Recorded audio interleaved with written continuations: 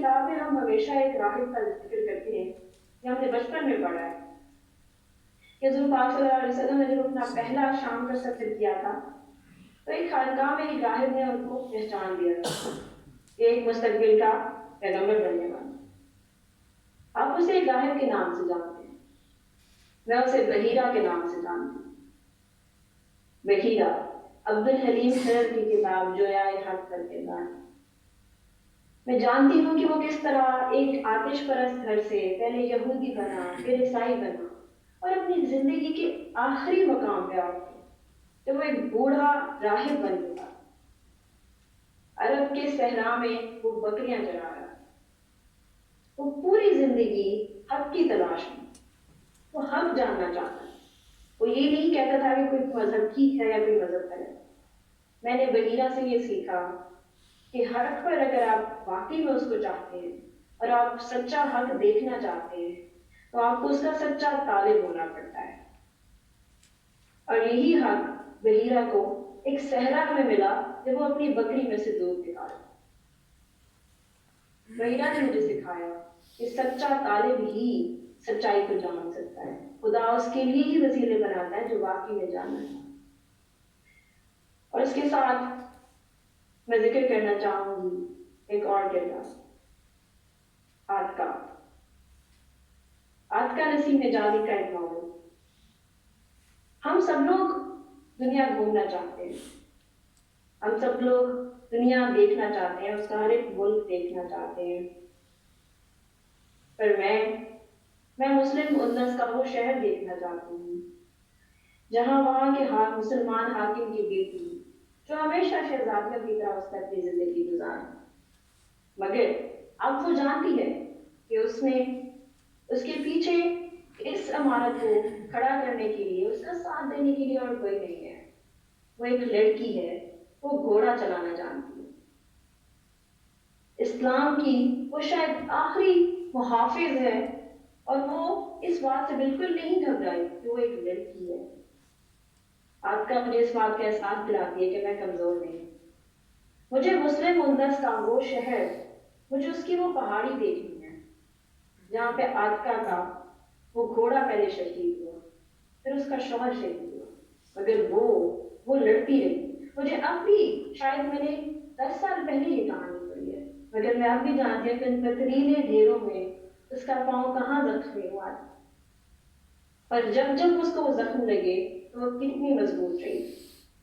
خواتین و حضرات، آتکا نے مجھے سکھایا کہ اگر تمہارا ارادہ مضبوط ہو اور تم حق کی راہ کے آخری محافظ ہو تو تم نے اس کی پھر بھی حفاظت کرنی ہے۔ یہی تمہارا مقام، یہی تمہیں سکھاتا ہے۔ ان کرداروں نے ہمیشہ سے میری شخصیت کو بدلا ہے، اور یہ کردار ہمیشہ ہمیں ہر اس چیز میں نظر آتے ہیں جب ہمیں اپنی زندگی میں کوئی فیصلہ کرنا ہوتا ہے، یا جب ہم نے اپنی زندگی میں کوئی حق ڈھونڈنا ہے، یا ہم نے اپنی زندگی میں کسی انسان کو ڈھونڈنا ہے، تب یہ کردار ہمارے اندر رچ بس ہوتے ہیں۔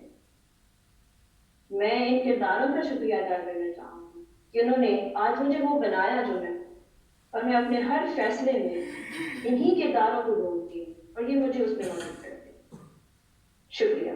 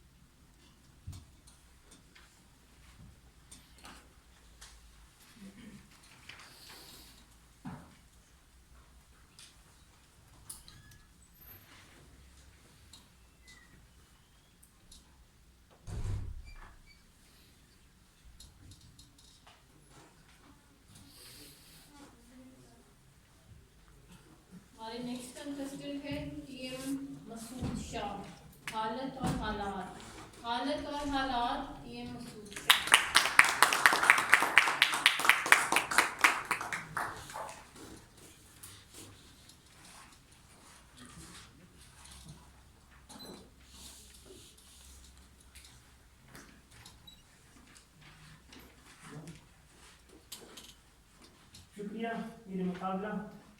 میں آج آپ لوگوں کے ساتھ اپنے بچپن کا ایک بہترین مشغلہ شیئر کرنا چاہوں گا. بچپن میں پتنگ بازی کا بڑا شوقین تھا اور گرمیوں کے دن تھے, دوپہر کا ٹائم تھا. میں پتنگ خریدنے کے لیے ایک دکان پر گیا اور جیسے ہی میں دکان پر گیا تو دکاندار نے مجھے پتنگ نہیں دیا. اس نے مجھے کہا کہ اگر آپ کو پتنگ خریدنا ہے تو آپ یا صبح کے ٹائم آئیں گے یا آپ عصر کے ٹائم آئیں گے, لیکن دوپہر کے ٹائم پہ آپ کو پتنگ نہیں ملے گا. اور میں سوچ رہا تھا کہ یار اس سے تو ظالم انسان دنیا میں کوئی اور نہیں ہے, کیونکہ میں اس کو پیسے بھی دے رہا ہوں, اس کا روزی روٹی بھی چل رہا ہے اور وہ مجھے پتنگ دے نہیں رہا. تو میں نے پھر اپنا وقت چینج کیا, یا میں صبح کے ٹائم جاتا تھا پتنگ خریدنے کے لیے یا پھر عصر کے ٹائم جاتا, لیکن یہ بات میرے ذہن میں تھی. اور پھر جب میں تھوڑا سا بڑا ہو گیا کچھ سالوں بعد, تو جب میں اس خاص واقعے کے بارے میں سوچتا تھا تو مجھے ریئلائز ہوتا تھا, مجھے یہ بات کلیئر ہوئی کہ وہ تو سب سے اچھا انسان تھا, وہ میری بھلائی چاہتا تھا. وہ مجھے دوپہر کے ٹائم گھر سے نکلنے سے رکوانے کے لیے حوصلہ شکنی کرتا تھا کہ اب دوپہر کے ٹائم پہ گھر سے نہ آئے, کیونکہ دوپہر کے ٹائم ساری گلیاں سنسان ہوتی ہے اور میرے ساتھ کوئی حادثہ ہو سکتا تھا, کوئی مجھے اغوا کر سکتا تھا.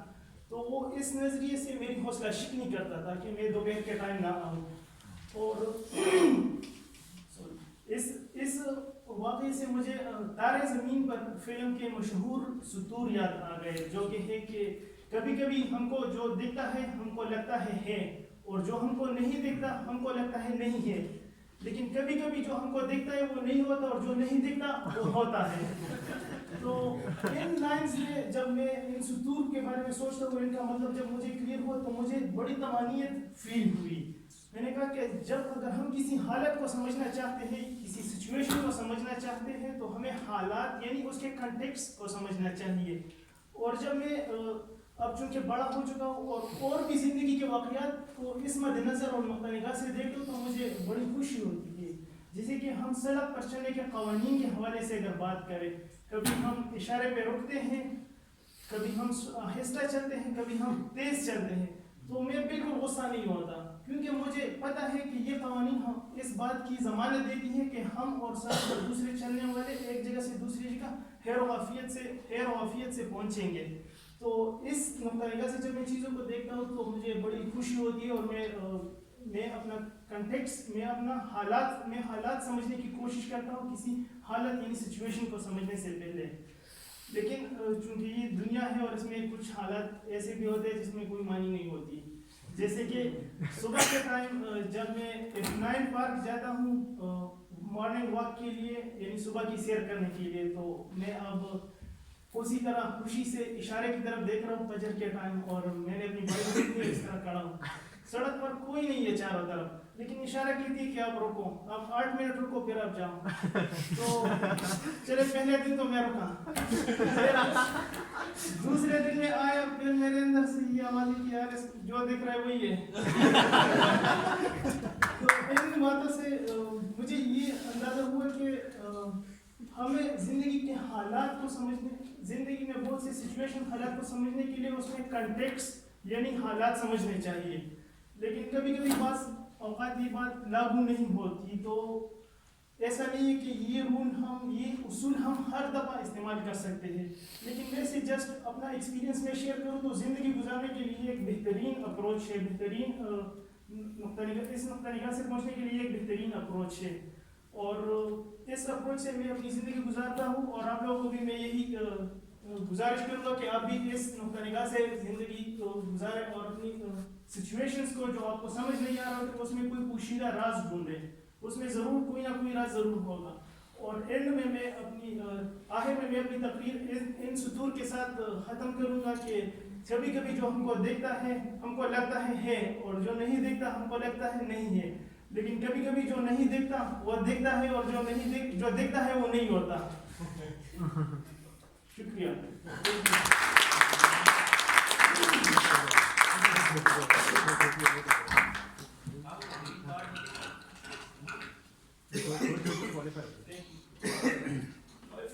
It's about 4 minutes and 30 seconds I'm qualified.